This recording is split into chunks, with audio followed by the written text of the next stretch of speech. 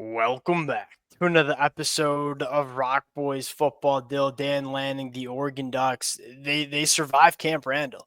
Now, this football game was extremely frustrating to watch. I'm sure for a lot of Oregon fans, it was frustrating for me to watch. There's a lot to clean up on the offensive side of the football.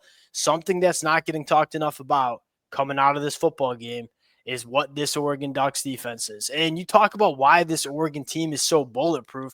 This offense goes out, plays probably the worst offense we've seen since maybe week one, and you still figure out to win on the road in one of the hardest places to play in the Big Ten.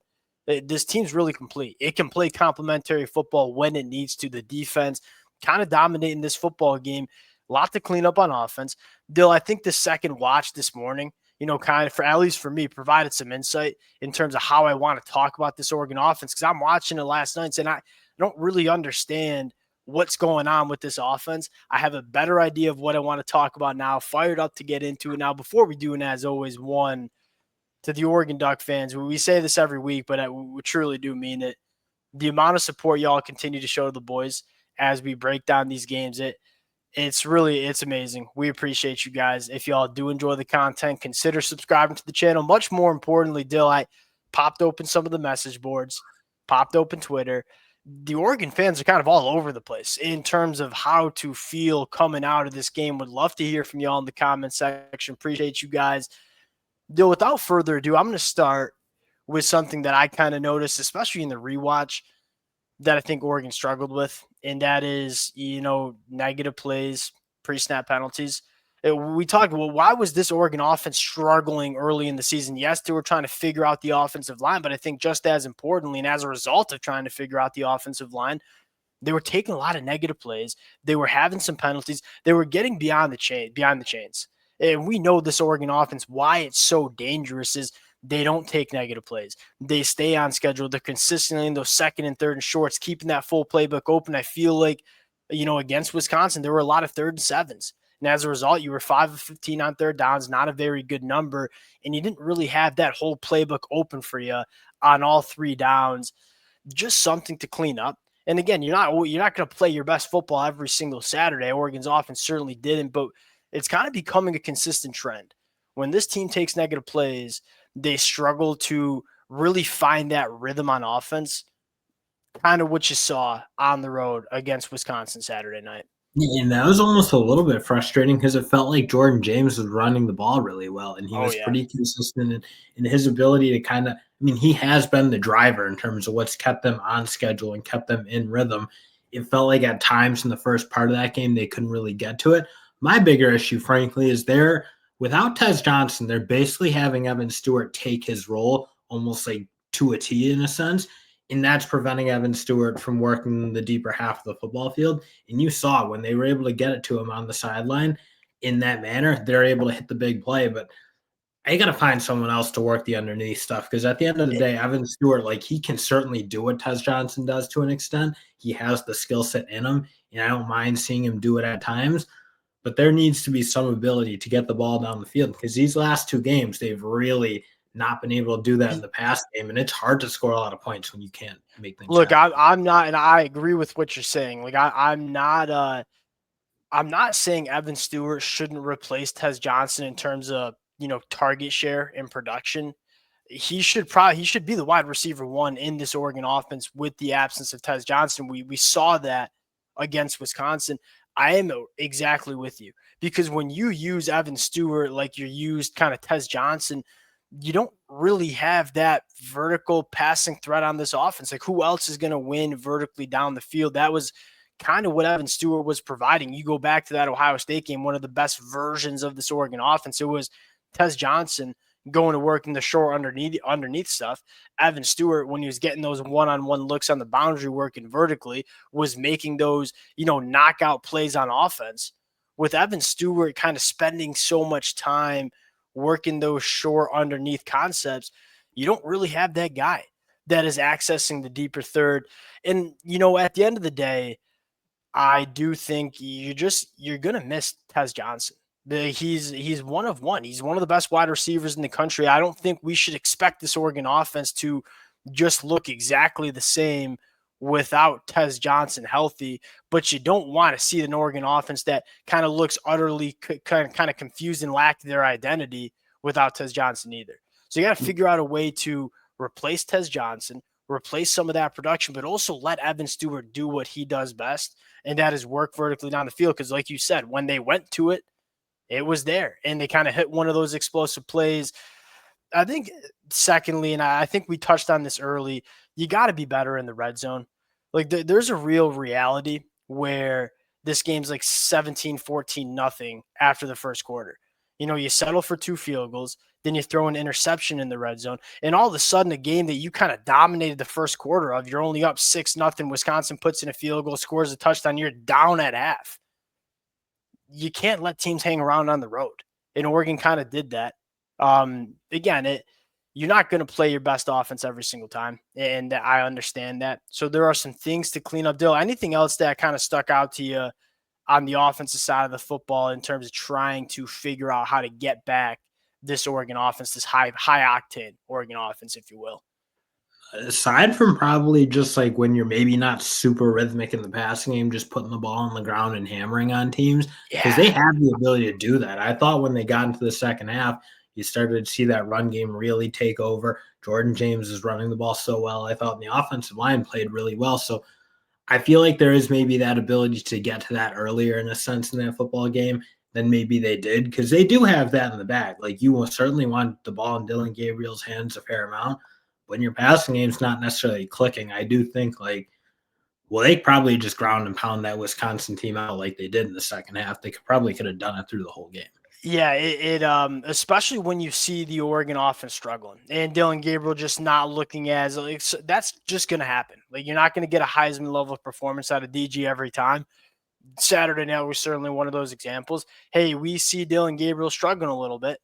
Let's go lean on one of the best backs in the country. Jordan James, although didn't really hit any explosive, I think his longest rush was only 14 yards.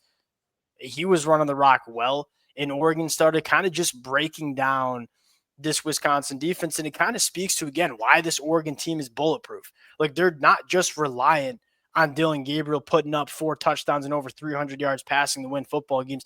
They can win these kind of games.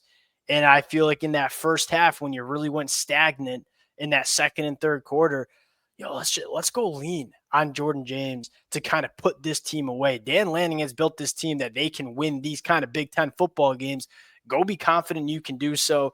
My last takeaway, Kenny Sadiq. The Oregon fans are probably getting sick and tired of me saying his name. I say it pretty much every time I talk Oregon football. This kid, without Tez Johnson, you're looking for difference makers. You're looking for guys that can be unique, win matchups, give you explosive plays. Kenny Sadiq's that guy. And he had 1 touch. It went for 20 yards. I don't understand the disconnect between he's caught 21 catches on 23 targets. Like every time the ball goes to Kenny Sadiq, good things are happening. He's just not getting involved as much as I would like. And so I think you got to do a better job saying, all right, we don't have our primary playmaker on offense, but you do have a lot of other guys. Go find those guys. I thought Kenny Sadiq would be the name that would step up in the absence of Tez Johnson. It just hasn't been that way. I like to see it get that way towards the back half of the season, because I do think Kenny Sadiq is one of those guys that if you can unlock him, he's going to make that Oregon offense just that much more dangerous heading into the postseason. Defensive side of the football, let's get to some positives. Though this defense is legit. Mateo Yu is blossoming into one of the just kind of unblockable edge rushers. And what I love most about Mateo Yu is he can do it all. He's a hammer against the run. He can win in the pass rush by just strong hands, just putting tackles right into the lap of quarterbacks. But what you're seeing year 2, the burst and bend for Mateo Yu for an edge rusher that big is so special. Him and Tatum are starting to play such good football. And as a result, this Oregon defense, I think, is really just putting it together and becoming one of the better units that you see in all the country here.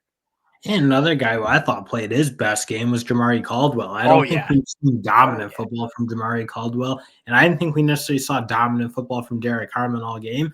Jamari Caldwell, I thought, played big time football. Like, again, we've seen him play solid, I'd say, for the most, better than solid, but just been a good quality defensive tackle. we haven't seen him be like a playmaker like that. I thought seeing him get out there, rush the passer well, create negative plays in the run.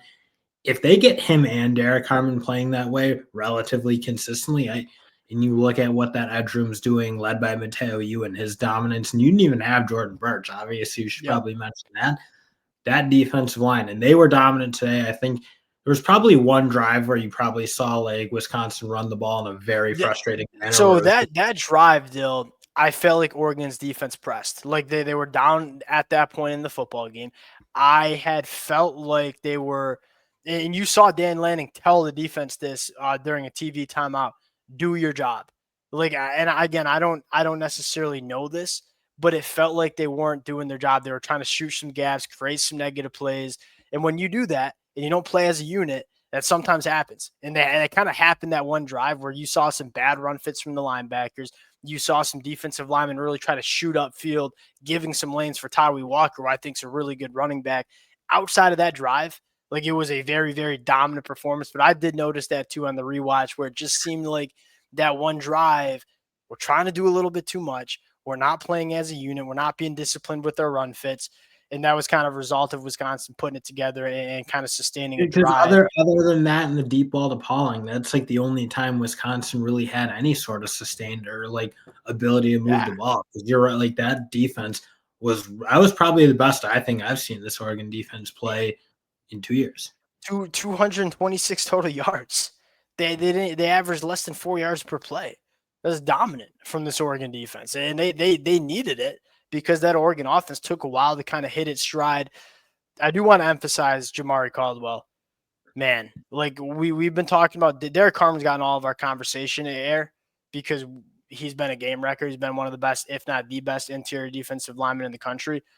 If you get Jamari Caldwell playing like a game wrecker, like what does it look like when Derek Carmen and Jamari Caldwell are playing their best football?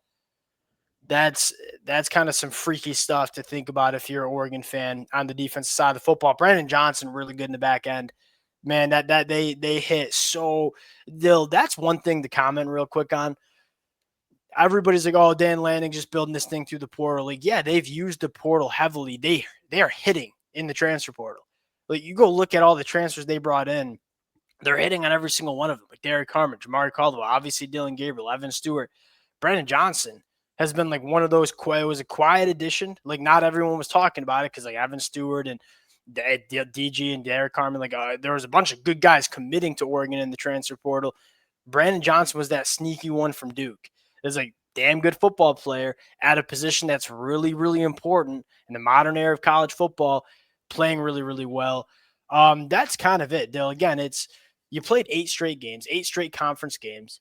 You went across the country on the road into one of the hardest places to play in the Big Ten. You're not healthy. You don't have your wide receiver one. You don't have arguably your best player on defense in Jordan Birch.